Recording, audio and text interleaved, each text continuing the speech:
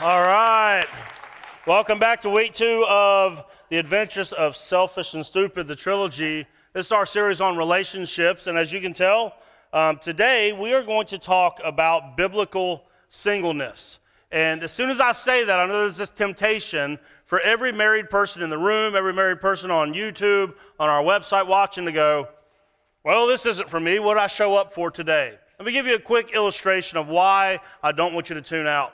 So yesterday at baseball practice, we were running some drills. We had the kids all in different positions, and I stopped what we were doing, and I told the kids, I said, listen, just because maybe you're not in this position right now doesn't mean that someday you won't be, and also doesn't mean that you don't also understand your own position better when you get to know what the other positions are doing. So when it comes to biblical singleness, let me just give you a couple thoughts. First and foremost, if you're married and you think, well, there's no way this sermon has anything to do with me, you greatly underestimate the power of the Word of God to speak to you no matter what the topic is. Second off, you know single people in your life that this I hope will help you relate to them better and understand them better as well. And I don't mean this to be some sort of like sad thought, but like we also don't know what's in our future. So this is a highly applicable, whether you're married or single, message for all of us in this room today. And I'm just going to start. We got a lot to cover.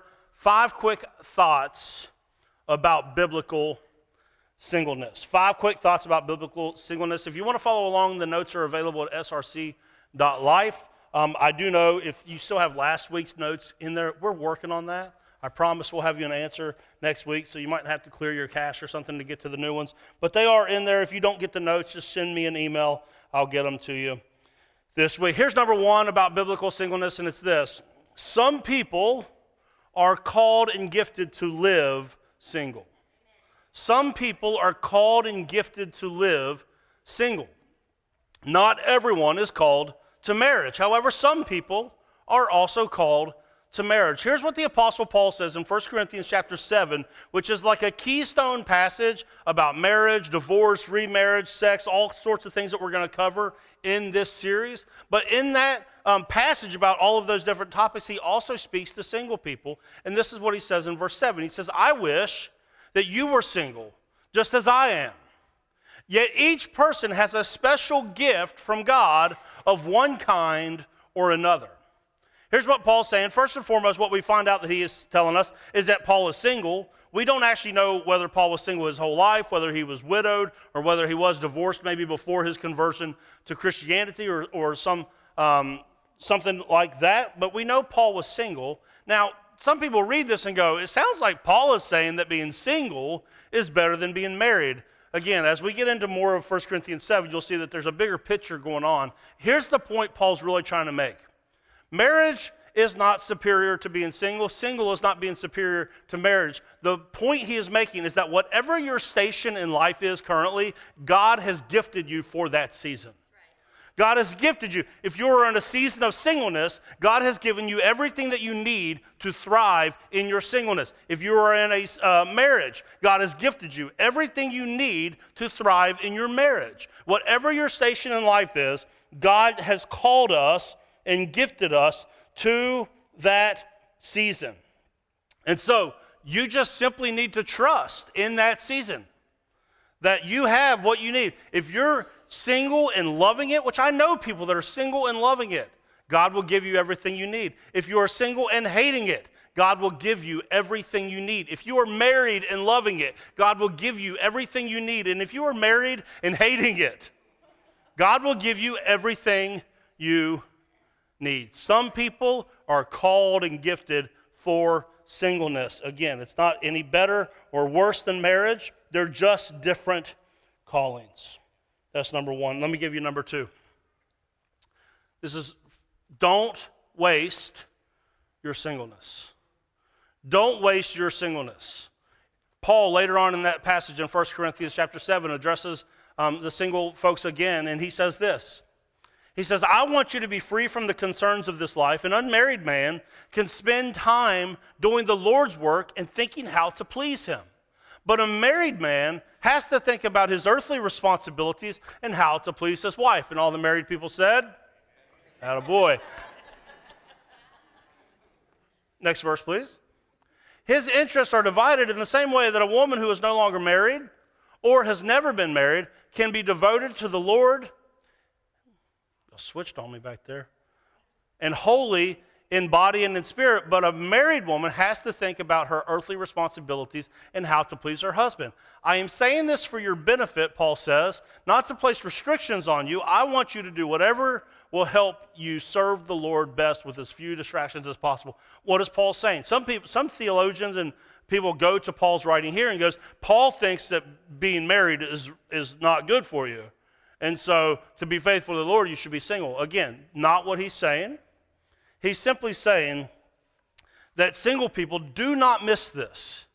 You have a unique opportunity to serve the Lord in a way that people that are married cannot. Like you are in a position that if the Lord said tomorrow, hey, pack your stuff up, go to a third world country, be a missionary, you've got a lot less hoops to jump through. You've got a lot more freedom. You've got a lot more freedom to give of your time and of yourself. This doesn't mean organizations should take advantage of single people whatsoever, but you do. You're in a season where you can give more of yourself away because you're not worried about a relationship or having to please a husband or a wife or anything like that. There's a unique opportunity to put the Lord first. Singleness allows you to do things that married people simply cannot do. Now, with that being said, today you're going to notice as I talk about this topic, I want to show a lot of grace. I'm also going to give you a lot of truth. Some things that will hopefully lift you up and some things that will hopefully encourage you. We need both of those. Jesus came, John 1:14, full of grace and truth. So when we speak the word of God, we have to be full of grace and truth. So I want to kind of counter all of that with this thought. If you're single, really if you're married too, you need to learn to celebrate the small things like your freedom. Yeah. You do.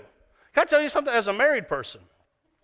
When I go to the movies, with my wife, let me tell you something about her. I don't want you to judge her, but she doesn't put butter on her popcorn. That's disgusting. So when we go to the movies together, I have to buy 2 popcorns or eat nasty popcorn. When I go to the movies by myself all the time, that's way better. Right? Like, here's the other thing. Single people, whenever it's time, like when you want to go out to dinner, you don't have to have that conversation that the rest of us do. Well, where do you want to go? Well, where do you want to go? Well, where do you want to go? I don't care. No, you really do care, because as soon as I say something, you're going to say no to that.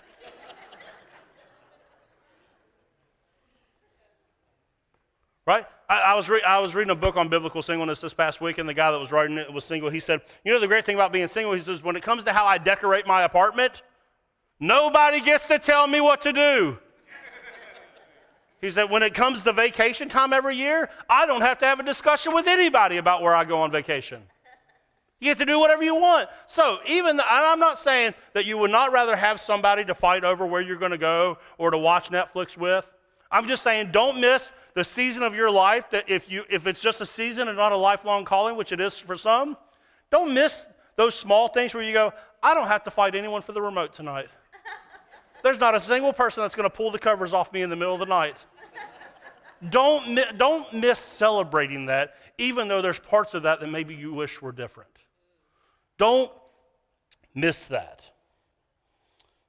Here's the other thing that I don't want you to miss out on in your singleness. Don't miss out on the opportunity to become a better you in your singleness. Right, we talked about how healthy people create healthy relationships. That's why I brought the planks back this week. You know, somebody told me when I came into the office on Monday that their small group was meeting last Sunday night, and they go, we didn't know it spelled planks. Some of y'all just figuring that out? Healthy people create healthy relationships. So in your singleness, listen, I'm going to tell you right now, a lot of the married problems that I have to deal with in counseling and here in the church is actually single problems that you didn't work out before you tied the knot. That's what a lot of it is. So you think, oh, this ain't for me. No. See, what happens is when you skip this step when you're single, you get to deal with it while the other person is dealing with it, but you have to live together to do it. Then it's ugly when you got two people trying to get the planks out of their eyes in the same house. Do it while you're single. Work on you. And this is why this is so important. Listen to me. I have a daughter, and one day in the future, some kid with sweaty palms and a racing heart is going to come to my door and want to take my sweet daughter on a date. Or he's going to ask me if he can marry her. And I'm going to tell you right now, that was her granddad. I am going to have pretty high standards when it comes to that. That's going to be someone that's definitely dealt with their planks before they get to take my daughter anywhere. And I am an imperfect earthly father. Let me give you the other caveat of this. Now, this is the type of stuff why I think that our church, I love our church, but we're probably never going to be a mega church because I'll never stop saying stuff like this. So there will always be people that want to be lied to that they'll go somewhere else. Christians date Christians. This is not something in the scriptures that is optional. Like if you are single, Christians date Christians. It's what the scriptures say. But listen, if that's true, when you go to date a Christian, you have to realize that that person is a child of God. That person is the daughter or the son of a king. How much higher do you think the standards are when you walk in to the throne room to ask the king for one of his kids? If I got a high standard, how much higher is the king's standard? Before we would dare ask for his daughter or son to be in our life. We got to deal with our planks. Do not miss your opportunity to deal with your planks. It will make your life so much easier. Let me give you the third one. If your singleness is painful, it's okay to grieve. I get it. You might be in a situation where you're going, I understand, number one, that God has gifted me and given me everything that I need. I understand, number two, that I have freedom to go to Applebee's anytime I get it, but it doesn't mean that it doesn't hurt. And I want to say, you can fully understand the first 2 points and still be in a lot of pain and cry yourself to sleep and wish there was someone to pull the covers off of you or fight over Netflix with. And if it hurts, it's okay. It's okay to grieve it. I know single people that they're like, I ain't grieving it at all. But if you're single and you're grieving it, it's okay. Nobody is telling you that you just need to suck it up and act like everything is fine all the time. Because here's what I know, especially in the church, this is a really painful topic in the church of singleness, because church people do not treat single people like they're married friends at all. In fact, like church people can be downright brutal to single people, leaving them out of dinners because it's a couples only situation. Sorry, you're not allowed to come because you're not in a couple. In the family of God, that's how we treat each other. Right. Or maybe you ask questions of single people and you don't even realize that you're stabbing them with a sword every time you do. When are you going to get married? You think it's just a benign question. To them, that's the question they've been asked 100 times and cried themselves to sleep pondering every time that it happens. Or, you're just too picky. Why should that daughter or son of God not get to be picky? What is so wrong with them that they don't get to be picky? That's right. The church has greatly wounded single people. And so it makes a lot of sense if your singleness is painful, I get it. I understand that people in the church have probably added to that. So that's my grace part of this point. Can I give you the real hard truth part too? Give you the hard truth part. This part. Nobody liked this, did they? First service, they didn't like this part. Here's the other part of it, is that just because you're in pain, it does not give you the right to rain on someone else's parade. Because I know single people, you're like, if they hand me one more wedding invitation, I'm going to lose it. But listen, their marriage or impending marriage or relationship is not an indictment against you that you have to react to. You can still celebrate what God is doing in someone else's life, even if you are in pain in yours. Let me tell you a story. John chapter 2. Jesus, who, by the way, single, got invited to a wedding in Cana. He didn't go, who am I going to dance with? They're going to put me at the single stage. I'm just not going to go. Just not going to go. I'll show them. Don't invite me to no wedding. No, listen. You know what he did? He showed up. They ran out of wine. He performed a miracle and provided more wine than what people could ever drink in a given week at a celebration like that. What he did was, that's not my situation, but I don't have to show up and be a dark cloud over the celebration. If my +1 is actually a +none, I can still bring the party with me. I can bring a spirit of celebration with me for what God is doing in them, because what God is doing in them is not an indictment on me. I am not a victim. I'm just in a different season. It's not better or worse. It's just different. It doesn't, like, them getting married, them getting the promotion, them in this stage of life, they're the ones buying the house, they're doing everything I want to do. It doesn't mean that what's happening in your life is inferior or in that they are superior. It's just different. Just different. So if your singleness hurts, be reminded, Psalm 34 tells us that God is near to the brokenhearted and he rescues those whose spirits are crushed. So if your singleness hurts, listen. You might be single, but you are never alone. You might be single, but you are never alone. Not one moment has he left you on your own to deal with the station in life that you are in all on your own. Number four. Singleness does not make you incomplete. When I said that in first service, I thought, how wild is it that we have to have a point on this? That there are people that gather with the people of God every weekend that have been given the message that because their station in life is different than everyone else's station in life, that somehow that something is missing. That somehow they are incomplete and they need something else to fully complete them. Now, Hebrews chapter 13, verse 4 tells us that we are to give honor to marriage. But that verse doesn't mean inherently that we are to look at singleness as bad.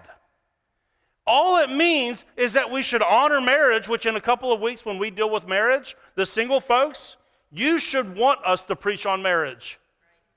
Because if you should want us to preach on marriage because you should want to see healthy marriages modeled in front of you, and healthy marriages are the foundation to healthy families, which are the foundation to healthy communities. So if you're single, you should want us to preach on marriage. You should honor it. And listen, if you're married, you should want us to preach on singleness, because good singleness leads to good marriages. We need to learn to honor whichever station someone is in and not act like they are wrong or incomplete for where God has them in that season. That's what we need. It blows my mind that we have to have a point like this in the church, because it's like there's a guy we're introduced to in the Gospels named John the Baptist. He's a pretty important guy. He's the one that paves the way for Jesus to come. It tells us that he lived out in the wilderness and ate locusts and honey and had some pretty funky looking clothes apparently. I'm going to go out on a limb and say that dude was probably single. There ain't a woman alive that would live like that. Jesus, single. The Apostle Paul, single. And yet we came up with some sort of theology in the church that single people are less than? What a silly thing that we did. How did we even get there? It doesn't even make any sense whatsoever. So if you've ever felt like, man, there's something wrong with me because I'm not where everybody else is at, or because I'm not doing this and they are, listen, Psalm 23:1 says that the Lord is my shepherd. I have all that I need. It means in Jesus, you are already complete. You are not looking for someone else to try and complete you. You don't need any. You are good just with God. Colossians 2:10 says, you are complete through your union with Christ. So stop looking for somebody else as if you have a hole in you that, man, I just need the puzzle piece that'll fix me. No. That's not how it's going to work. You are already good on your own. You don't need somebody else. And while we're at it, we live in a world right now that is so just addicted to identifying ourselves by who we sleep with. As if our sexual identity or sexual orientation is the most important thing about us. We lead in conversations like that. When we tell people what we are or who we are, the majority of the time, it has to do with who we sleep with. Can I just, the whole idea of sexual identity being so prominent that like who someone sleeps with becomes the whole essence of who they are is so bizarre. Because let me tell you right now, you are so much more than the person you lay down next to at night. It has nothing to do with sexual identity. It has everything to do with whose image you are made in. You have infinite worth and value because you are made in the image of God. So stop acting as if who you sleep with is the sum total of your identity. That's a side point. That's a footnote at best. Who you belong to and whose image you are made in is what matters. Stop leading with all that other stuff. It's not important. Listen, if we're ever going to be good in marriage, we have to be good singles. We have to. Because if you're not good on your own, you're going to be a disaster in marriage. Some of you, you are a disaster in marriage because you weren't good on your own. You didn't figure out how to do life on. Listen, can I just paint this picture? Whether it's fully factual in every situation, but just imagine one person who is single who is ready for someone else in their life because they're so sick of themselves. And then you have another person who is ready for dating or marriage because they are so sick of themselves. And then you get two people in a relationship that are sick of each other because they're sick of each other. How in the world? You can't take two unhealthy people and put them into a relationship as if that's going to make things better. The brokenness is actually just multiplied in those situations. I'm sorry, if you don't like being around you, why would someone else? And we're talking about like forever. If you don't like you, nobody else is going to like you. You got to be good all on your own. Healthy people create healthy relationships. Be good on your own or you will be a disaster in marriage. And if you want a really cool statement that will help you memorize what we're talking about right here so you don't miss it, it's this. You ain't ready to mingle till you master being single. Okay? Everybody going around going, I'm single, ready to mingle. It's like, no, you ain't ready to mingle until you understand what it means to be single. Because if you start mingling before you master being single, you're going to mess marriage up. And it's going to hurt. Because that leads me to number 5. There are worse things in life than being single. Wishing you were. Now look, I'm not saying being single is terrible. I'm just saying that if you think being single is terrible, there is something worse. Try talking to someone that has strong Christian values that is in a miserable marriage. But because of their strong Christian values, they will not compromise in divorce because the Bible has very few allowances for why a divorce should ever happen in a Christian home. Very few. And so imagine being convicted that I have to stay, but being convinced that you're in it with the wrong person.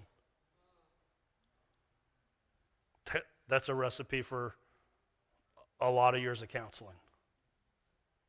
A lot of years of hurt and pain and being in a relationship and still feeling completely alone. It's painful. Like, this is why on the front end, you don't rush into marriage. You don't rush into marriage. You take your time because you have to choose the right person, because that's your person for life. That's the Christian worldview. That's your person. So you don't rush into it. Last thing you want to do is get into marriage and end up with buyer's remorse. Listen, this is why I can't hardly go to Bob Evans. They got everything. And at the breakfast, the dinner, and at the moment I order breakfast, I'm going to wish that I had dinner. At the minute I get dinner, I wish I had breakfast. And for that hour that I'm sitting there, I am miserable. Now just imagine doing that in marriage for your whole daggone life. Nobody wants to live like that, so choose well on the front end. Probably not a lot of you went to Bible college. That's okay. But I'll tell you the thing that goes on at Bible college. When you show up, all the freshmen, they have this saying that everybody's trying to get a ring by spring. Why? Because they're good Christian kids that were told their whole life that premarital sex is wrong, which it 100% is. If you're a Christian, knock it off. Again, that's another one of them things I'm not going to stop saying. Somebody else will lie to you at another church about it, but I'm not going to stop saying it. But they're so committed, we're not going to have premarital sex. So we'll just go and marry the first person that says yes to us at Bible college so that we can get to that sex stuff. And if this is making you uncomfortable, in a couple of weeks when we talk about sex for 45 minutes, it's going to get real uncomfortable. That's why we have children's ministry. This is not a kid space in here. This is adult space.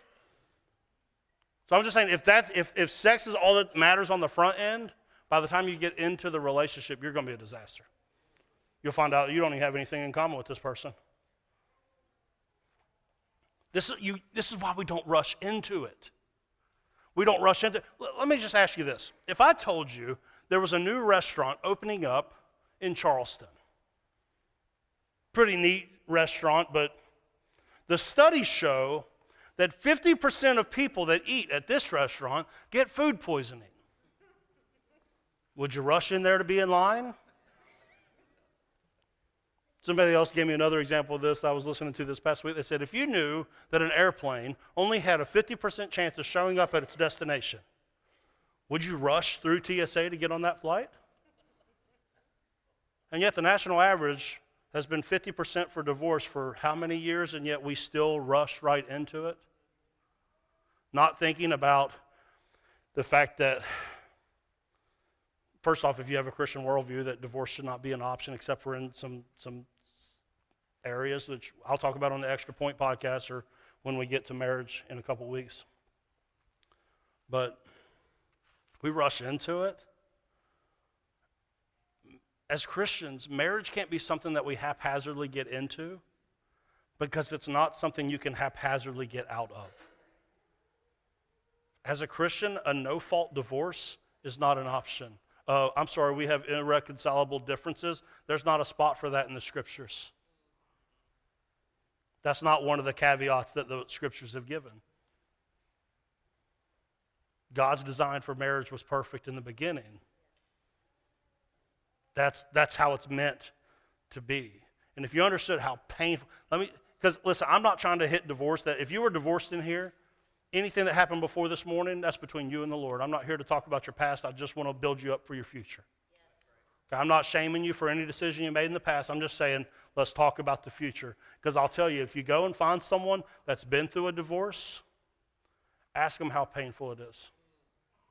And here's why the Scriptures tell you, marriage is a coming together of two people into one. When you try to separate them, there is a ripping and a tearing and a shredding of that person in every possible way that scars them for a long, long time. That's not even to speak of the kids that are affected by this, and the friends and the family that are affected by this.